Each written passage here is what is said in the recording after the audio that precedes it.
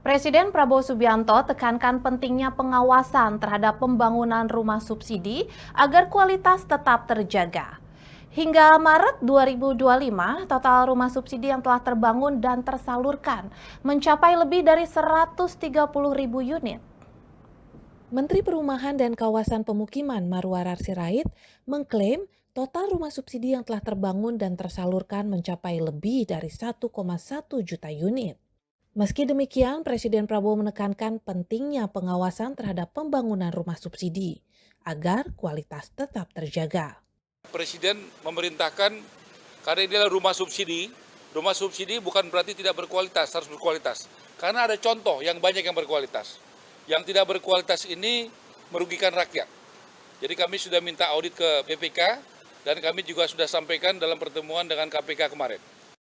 Hingga Maret 2025, total rumah subsidi yang telah terbangun dan tersalurkan mencapai lebih dari 130.000 unit. Dengan berbagai status pembangunan, akad, dan penyaluran kredit. Hingga saat ini, capaian pembangunan rumah subsidi meliputi 9.000 unit masih dalam tahap konstruksi, sebanyak 14.000 unit siap huni, serta lebih dari 19.000 unit telah mendapat persetujuan kredit dari bank. Selain itu, sebanyak 20.000 unit lebih telah dalam proses akad kredit, meskipun pencairannya masih menunggu. Secara keseluruhan, sebanyak 69.000 unit telah resmi disalurkan kepada masyarakat. Khusus bagi pegawai negeri sipil, program Tapera telah membangun dan menyalurkan lebih dari 1.300 unit, dengan total realisasi mencapai 1,1 juta unit.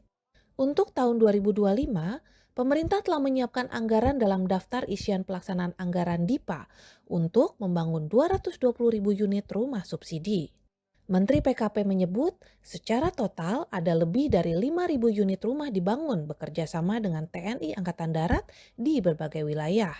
Sementara kerjasama dengan Polri di Karawang mencakup pembangunan sebanyak 14.000 unit rumah.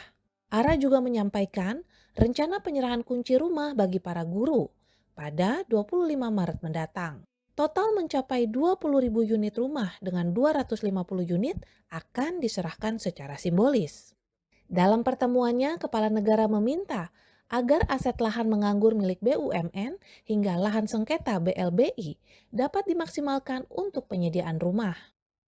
Kemudian Presiden meminta untuk memanfaatkan aset negara secara maksimal, yaitu tanah BUMN, khususnya kereta api, Perumnas, dan perkebunan. Kemudian juga di Dirjen Kekayaan Negara di bawah Kementerian Keuangan. Itu yang paling cepat kita yang ex-BLBI, yang ada di Lipo Karawaci. Itu sebelah lapangan golf, itu akan segera kita manfaatkan karena itu idle, clear and clean, tidak bersengketa dan tidak ada masyarakat di atasnya yang tinggal di situ. Sebelumnya, Ara sempat menjelaskan, lahan bekas BLBI di Karawaci memiliki total luas 3,7 hektar, yang terdiri dari 3,5 hektar pada satu hamparan, dan sisanya di beberapa lokasi. Pemanfaatan aset menganggur negara ini dalam rangka percepatan program penyediaan 3 juta rumah.